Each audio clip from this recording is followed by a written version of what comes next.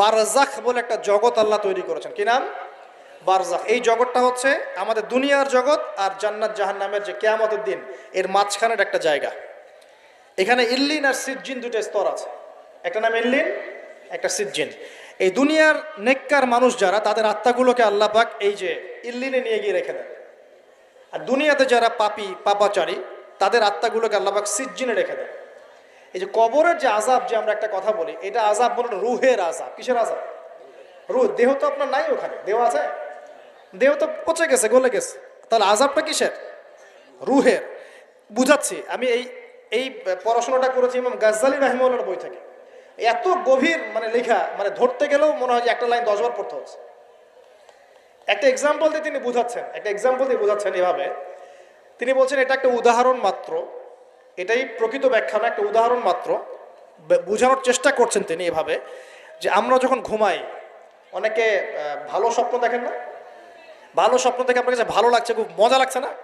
স্বপ্নের মধ্যে আপনি কি মানে ভালো ফিল করছেন, মাশাআল্লাহ ভালো লাগছে, ঘুরছেন ফিরছেন খাচ্ছেন।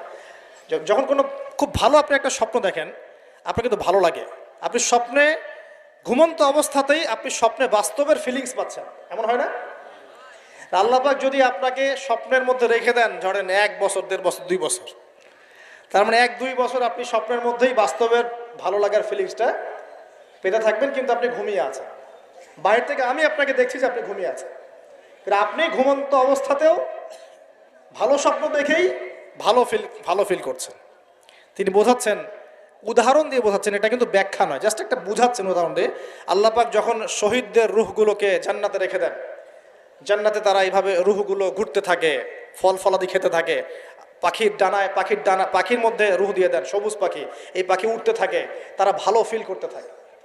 ওই হায়াতটাকে আল্লাহ পাক তাদের কাছে বাস্তব বানিয়ে দিয়েছেন। কথা বুঝতে পারছেন? ওই হায়াতটাকে আল্লাহ পাক তাদের কাছে বাস্তব বানিয়ে দিয়েছেন। তাদের কাছে মনে হচ্ছে এটাই বাস্তব, এটাই জগৎ।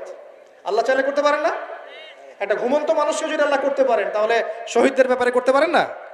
পারেন। আবার ধরেন একজন মানুষ পাপাচারী, আপনি কখনো কখনো স্বপ্ন দেখেছেন, ভয়ের স্বপ্ন, আটকে উঠছেন, শ্বাস বন্ধ হয়ে যাচ্ছে, এমন হয়নি অনেকদিন? আর হবে তো বেশি, কারণ কানে তো হেডফোন দিয়ে গান শোনেন, আর হেডফোন কানে দিয়ে ঘুমান, FM শুনতে শুনতে ঘুমান, হ্যাঁ এই কি করতে করতে ঘুমান। ঘুমানোর আগে তো দোয়া কালাম নাই, দোয়া কালাম মাসনুন দোয়া কালাম তো নাই, সূরা মুলক নাই, সূরা বাকারা শেষের আয়াত নাই, ইত্যাদি নাই, পবিত্রতা নাই, বিছান ছাড়েন না, লাইটস অফ করেন না। আপনার সুন্নত মাফিক তো ঘুমাচ্ছি না আমরা। ঘুমানোর কতগুলো সুন্নত জানেন? ঘুমানোরই কত সুন্নত আছে।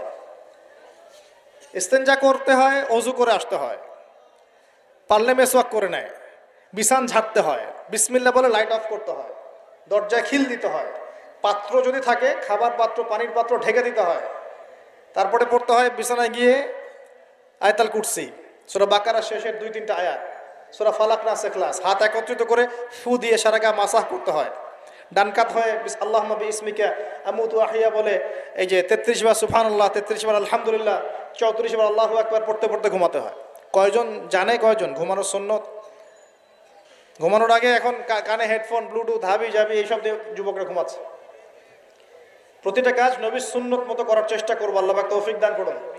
এই যে 9 নম্বর ওয়াদা করেন, জীবনের প্রতিটা কাজ নবীর সুন্নাহ মতো করবেন। রাজি আছেন ইনশাআল্লাহ? একদম চেহারা থেকে শুরু হবে, চুল দাড়ি পোশাক আশাক থেকে শুরু হবে।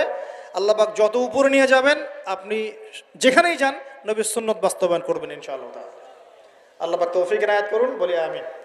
মনে করেন খারাপ স্বপ্ন দেখছেন, খারাপ স্বপ্নে এখন আপনি কষ্ট পাচ্ছেন, দেখছেন যে পানিতে ডুবে যাচ্ছেন, দেখছেন যে আপনি আগুনে পুড়ে যাচ্ছেন, নাউজুবিল্লাহ, দেখছেন যে আপনি হয়তো কেউ আপনার শ্বাস গলা চিপে ধরেছে ইত্যাদি, মানে আপনি কষ্ট পাচ্ছেন। বাহির থেকে কিন্তু আমি আপনার কষ্ট বুঝতে পারবো না, পারবো? আপনি ঘুমিয়ে আছেন, ঘুমিয়ে আপনি কষ্ট পাচ্ছেন। এখন এই ঘুমন্ত কষ্টের স্বপ্নটাকে আল্লাহ পাক যদি 5 বছর লম্বা করে দেন, পারবেন কি না? আল্লাহ পাক পারেন কি না? 5 বছর ঘুমিয়ে আছেন আপনি, উঠতে পারতেছেন না। এখন এটা হয় না, আল্লাহ চাইলে পারেন, সম্ভব কিনা? আল্লাহ পাক 309 বছর ঘুম পাড়া রাখেন নাই মানুষকে? আছে না দলিল? কোরআনে আছে না? কোন সূরায়? এই তো মাশাআল্লাহ, মাশাআল্লাহ, সূরা কাহফে আছে না? 309 বছর আল্লাহ পাক 9 জন 10 জন ছেলেকে ঘুম পাড়া রাখছেন না? রাখছেন। তো এখন মনে করেন যে আল্লাহ পাক আপনাকে ওই কষ্টের আযাবটাকে লম্বা করে দিলেন, কষ্টের ওই স্বপ্নটাকে লম্বা করে, তাহলে আপনি কিন্তু ঘুমের মধ্যে কষ্ট ফিল করবেন। এখন কবরে যদি আল্লাহ পাক বারজাখের জীবনে সিজ্জিনে কিছু আত্মাকে রেখে আত্মাগুলোকে আযাব দেন এবং ওইটাকেই যদি তাদের কাছে বাস্তব ফিল দিয়ে দেন, তাহলে কি তার আযাব পাবে না? অনেক ব্যাখ্যা আছে যেগুলো নিয়ে আলাদা লেকচার দেওয়া লাগবে। এতটুকু বোঝেন যে আল্লাহ পাক ইন্নাল্লাহ আলা কুল্লি শাইইন কাদির, আল্লাহ পাক প্রতিটা বিষয় সম্পর্কে ক্ষমতাবান। আল্লাহ পাকের হাতেই সব ক্ষমতা, আল্লাহ সব করতে পারেন। যে আল্লাহ পাক আমাকে শ্বাস নেয়ার ক্ষমতা দিচ্ছেন, নিঃশ্বাস নিচ্ছি, একটা নিঃশ্বাসের দাম কি অন্য কেউ দিতে পারবে? যে আল্লাহ পাক এনভায়রনমেন্ট বায়ুমণ্ডলের মধ্যে নাইট্রোজেন গ্যাস দিয়ে দিয়েছেন, এই গ্যাস কি কে দিয়ে অন্য কেউ দিয়েছে? যে আল্লাহ পাক শ্বাস নেওয়ার জায়গা দিয়েছেন, আমাদের হার্ট যে পাম্প করছে, জন্মের সময় থেকে পাম্প করছে, এখন পর্যন্ত থামে নাই, একদিন 1 মিনিটের জন্য থেমে গেলেই শেষ। এটা কে চালু করে রেখেছে? যে আল্লাহ এত কিছু করতে পারেন, সেই আল্লাহর পক্ষে নবী সাল্লাল্লাহু আলাইহি ওয়াসাল্লামকে তার কাছে নিয়ে যাওয়া, এই আযাবগুলো দেখানো এমন কঠিন কিছু? এগুলো নিয়েও এখন মানুষ প্রশ্ন তোলে। তো এখানে নবীজি অনেকগুলো শাস্তি দেখেছেন, তার মধ্যে একই পাপের কারণে তিনটা শাস্তি দেখেছেন। কয়টা ভাই? এই সেই বিখ্যাত পাপের নামটাই হচ্ছে সুদ। কি নাম সেই পাপের? একবার দেখেছেন কিছু লোককে রক্তের নদীতে ফেলে দিয়ে মাথা ফাটিয়ে দেওয়া হচ্ছে। জিজ্ঞাসা করলেন এরা কারা? জিবরাইল আলাইহিস সালাম বলছেন এরা আপনার উম্মতের সেই সব ব্যক্তি যারা সুদখোর ছিল। রক্তের নদী কেন? কারণ রক্ত চুষে খাইতো তারা মানুষ। মাথা কেন ফাটাই দেওয়া হচ্ছে? কারণ এই মাথা দিয়ে বলেছিল ইন্নামাল বাইউ মিসলুর রিবা, ব্যবসা সুদ একই জিনিস।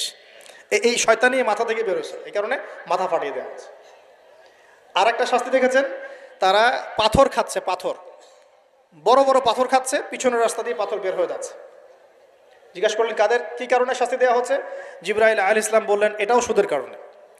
3 নাম্বারটা দেখেছেন তিনি, যে কিছু মানুষ শুয়ে আছে আর এই পেটটা, এই বাড়ি, আমাদের বাড়ি যেমন উঁচু, বাড়ির মতো উঁচু হয়ে আছে পেটটা, আর পেটের ভিতরে অজগরের মতো বড় বড় সাপ কিলবিল কিলবিল করছে। এই 3টা শাস্তি তিনি দেখেছেন। দেখে জিবরাইল আলাইহিস সালামকে বলছেন এই 3টা শাস্তি কি কারণে? 3টার ক্ষেত্রেই জিবরাইল আলাইহিস সালাম বলেছেন সুদের কারণে, সুদের কারণে, সুদের কারণে। আল্লাহ পাক আমাদেরকে হেফাজত করুন বলি আমি। 10 নাম্বার নিয়াত, আমরা সবাই হালাল খাওয়ার চেষ্টা করবো ইনশাআল্লাহ। আমরা হারামের দিকে যাব না ইনশাআল্লাহ। হালাল রিজিক আল্লাহ যতটুকু দিবেন এতটুকুতে সন্তুষ্ট থাকবো ইনশাআল্লাহ। এবং যদি আমি সামর্থ্যবান হই, ধনী হতে আল্লাহ পাক নিষেধ করেন নাই, ধনী হতে আল্লাহ নিষেধ করেন নাই, ব্যবসা করতে নিষেধ করেন নাই, ধন সম্পদ আল্লাহ পাক অর্জন করতেও নিষেধ করেন নাই, কিন্তু দুনিয়ার পূজা করতে আল্লাহ নিষেধ করেছে, দুনিয়ার মোহে ডুবে যেতে আল্লাহ নিষেধ করেছেন। সম্পদ ওসমান রাদিয়াল্লাহু আনহুরও ছিল, কিন্তু সেই সম্পদ তিনি তার প্রয়োজনে যতটুকু লাগতো এতটুকু ব্যয় করতেন, বাকিটা আল্লাহর রাস্তায় ব্যয় করতেন। ওসমান রাদিয়াল্লাহু আনহু মতো ধনী হতে কোনো সমস্যা আছে? ওর আপত্তি আছে? একটা আমল তার জীবনী থেকে পাওয়া যায়, এটা পড়ে আমার কাছে এত নিজেকে এত ছোট মনে হচ্ছে।